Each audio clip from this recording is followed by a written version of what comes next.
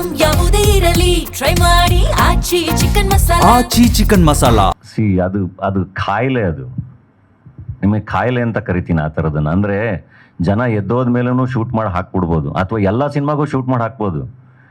ಕೋಟ್ಯಾಂತರ ರೂಪಾಯಿ ಕಲೆಕ್ಷನ್ ಮಾಡ್ತಿರೋ ಸಿನಿಮಾಗೂ ಶೂಟ್ ಮಾಡಿ ಹಾಕ್ಬೋದು. ಅದೇನು ಹೊಸದಲ್ಲ. ಅದೇನು ಬರೀ ಮದರ್ ಪ್ರಾಮಿಸ್ಗೆ ಮಾಡಿದ್ದಾರೆ ಅಂತಲ್ಲ, ಬೇಜಾನ್ ಸಿನಿಮಾಗಳಿಗೆ ಮಾಡಿದ್ದಾರೆ ಅದನ್ನು ಹೆಂಗೆ ಅದೇ ಹೇಳ್ತಿಲ್ವ. ಅದಕ್ಕೇ ಇವತ್ತೆಲ್ಲರೂ ಕೋರ್ಟ್ ಆರ್ಡರ್ ತಂದು ಇದೆಲ್ಲ ಮಾಡ್ತಿರೋದು. ಆ್ಯಂಡ್ ಇದನ್ನು ಪರ್ಸ್ನಲಿ ಅಟೆಂಡ್ ಮಾಡೋಕ್ಕೂ ನೀವು ಹೆಂಗೆ ಪರ್ಸ್ನಲಿ ಅಟೆಂಡ್ ಮಾಡ್ತೀರಾ? ಅವ್ರ ಹತ್ರ ಹೋಗಿ ಏನು ಮಾತಾಡ್ತೀರಾ? ಅದೇನು ಕಷ್ಟ ಅಲ್ಲ ಅಂತಲ್ಲ, ಬಟ್ ಅದರಿಂದ ಅದಕ್ಕೆಲ್ಲ ಅರ್ಥನೇ ಇಲ್ಲ. ಯಾವಾಗಲೂ ಪ್ರೊಡಕ್ಟಿವ್ ಆಗಿ ಏನೋ ಕೆಲಸ ಮಾಡೋದ್ರ ಮೂಲಕ ನಾವು ಆನ್ಸರ್ ಮಾಡಬೇಕು ಬಿಟ್ಟರೆ, ಇನ್ನು ಆ್ಯಕ್ಚುಲಿ ಈ ಅಟೆಂಪ್ಟ್ಗಳನ್ನ ಸೆಲೆಬ್ರೇಟ್ ಮಾಡಬೇಕು. ಆ್ಯಂಡ್ ಈಗ ಇದೇ ನಾವು ಏನೋ ಒಂದು ಇಷ್ಟ ಆಗದಿರೋ ಸಿನಿಮಾ, ಚೆನ್ನಾಗೇ ಇಲ್ಲಪ್ಪ ಅನ್ನೋ ಸಿನಿಮಾಗೆ ಬಂದು ಆ ಥರದ ಸಿನಿಮಾಗಳನ್ನ ಮಾಡಿದ್ದೀವಿ. ಅವು ಯಾವತ್ತೂ ಬಂದ್ಬಿಟ್ಟು ನಾವು ಅಯ್ಯೋ ಇದು ಹಂಗಂತಿದ್ದಾರೆ ಹಿಂಗಂತಿದ್ದಾರೆ ಅಂತ ಹೇಳಿಲ್ಲ. ಇಷ್ಟ ಆಗಿಲ್ದಿರೋ ಸಿನಿಮಾಗಳು ಭಾಳಷ್ಟು ಇದ್ದಾವೆ. ಬಟ್ ಇಷ್ಟ ಆಗಿರೋ ಸಿನಿಮಾಗಳಿದ್ದಾಗಷ್ಟೇ ನಾವು ಬಂದ್ಬಿಟ್ಟು ಇಲ್ಲ ರೀ ನಾವು ಚೆನ್ನಾಗಿ ಮಾಡಿದ್ದೀವಿ ಬಟ್ ಹಿಂಗೆಲ್ಲ ಮಾಡಬೇಡಿ ಅಂತ ಹೇಳೋಕ್ಕೆ ಸಾಧ್ಯ. ಅದು ಏನಕ್ಕೆ ಅಂದರೆ ಧನಂಜಯ ಜಾಸ್ತಿ ಸಿನಿಮಾ ಮಾಡ್ತಿರ್ತಾನೆ, ಹಂಗಾಗಿ ಜಾಸ್ತಿ ಪ್ರಾಬ್ಲಮ್ಸ್ ಬರ್ತಾ ಇರುತ್ತೆ. ಅದನ್ನೇ ಹೇಳಿದ್ದು ನಾನು, ದೇ ಶುಡ್ ಅಪ್ರಿಷಿಯೇಟ್. ಅಂದರೆ ನಾನು 2021 ಬಡವರ ರಾಸ್ಕಲ್ ಅನ್ನೋ ಒಂದು ಸಿನಿಮಾದಲ್ಲಿ ನಿರ್ಮಾಪಕ ಆಗಿ ಗೆಲುವು ನೋಡಿದವನು. ಅದುವರೆಗೂ ನಾನು ಕೊಟ್ಟಿರೋ ಏನು ಕೊಡ್ತಾರೆ ಅದನ್ನು ಇಸ್ಕೊಂಡು ಕೆಲಸ ಮಾಡಿರೋನು. 2021ರಿಂದ ಇವತ್ತು 2026 ನಾನು ಎಷ್ಟು ಜನದ ಜೊತೆ ಕೆಲಸ ಮಾಡಿದ್ದೀನಿ, ಎಷ್ಟು ಅಟೆಂಪ್ಟ್ಗಳು ಮಾಡಿದ್ದೀನಿ. ನಟನಾಗಿ ಬಿಟ್ಬಿಡಿ, ಅದು ಮತ್ತೆ ಇನ್ನೊಂದು ಚಾಪ್ಟರ್, ಅದನ್ನ ಆಮೇಲೆ ಮಾತಾಡ್ತೀನಿ. ನಿರ್ಮಾಪಕ ಆಗಿ ಎಷ್ಟು ಅಟೆಂಪ್ಟ್ ಮಾಡಿದ್ದೀನಿ ನಾನು. ಬಡವರ ರಾಸ್ಕಲ್, ಹೆಡ್ ಬುಷ್, ನನ್ನ ಸಿನಿಮಾಗಳು, ಟಗರು ಪಲ್ಯ, ಮತ್ತು ನಾನು ಹೇಳ್ತಿರೋದು ಟಗರು ಪಲ್ಯ ಹೊಸ ನಿರ್ದೇಶಕ, ಹೊಸ ಟೀಮು ಎಲ್ಲರೂ.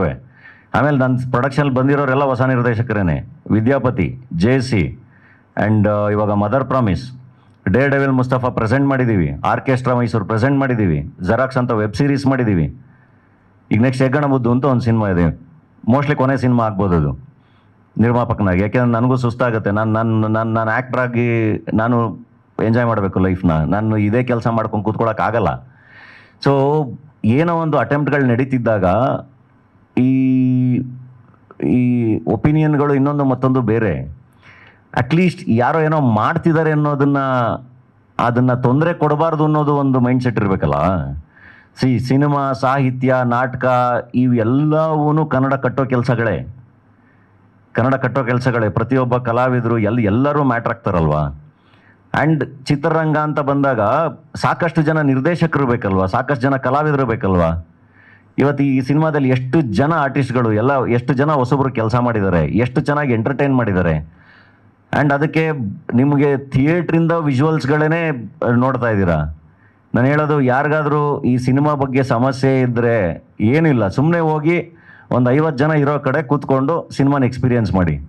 ಸಿನಿಮಾದಲ್ಲಿ ಇಡೀ ಥಿಯೇಟ್ರು ಒಂದು ಸರಿ ನಗು ಶುರುವಾಗಿ ಕೊನೆವರೆಗೂ ನಗಲಿಲ್ಲ ಅಂದರೆ ಬೇಡಪ್ಪ, ನಾನು ಒಪ್ಕೋತೀನಿ. ನಾನು ಹೇಳ್ತಿರೋದು, ಏನಾದರೂ ಮಾಡಬೇಕಾದ್ರೆ ಒಂದು ಪಾಸಿಟಿವ್ ಆಗಿ ಜೊತೆಗೆ ನಿಂತ್ಕೋಬೇಕು. ಅದನ್ನು ಇಲ್ದಲೇ ಪ್ರತಿ ಸರಿ ಅದನ್ನು ಬೇರೆ ಕಡೆಗೆ ಎಳ್ಕೊಂಡು ಹೋಗೋದಿದೆಯಲ್ಲ, ಅದರಲ್ಲಿ ಏನೂ ಅರ್ಥ ಇಲ್ಲ. ಆ್ಯಂಡ್ ಇದು ಯಾವುದೂ ನಾನು ಕಂಪ್ಲೇಂಟು ಮಾಡ್ತಾಯಿಲ್ಲ. ನನಗೇನೂ ಆಗಬೇಕಾಗಿಲ್ಲ, ಇದರಿಂದ ನನಗೇನೂ ಆಗಬೇಕಾಗಿಲ್ಲ. ನಾನು ಆ್ಯಕ್ಟ್ರಾಗಿ ನಾನು ಒಳ್ಳೆ ಸಿನಿಮಾಗಳು ಮಾಡಬೇಕು, ಅಷ್ಟೇ ನನ್ನ ಕೆಲಸ. ನಾನು ಅಷ್ಟನ್ನೇ ಮಾಡ್ಕೊಂಡು ಹೋಗಬೇಕು. ಇನ್ನು ಉಳಿದಿದ್ದು ಎಲ್ಲದು ನನಗೆ ಎಕ್ಸ್ಟ್ರಾ.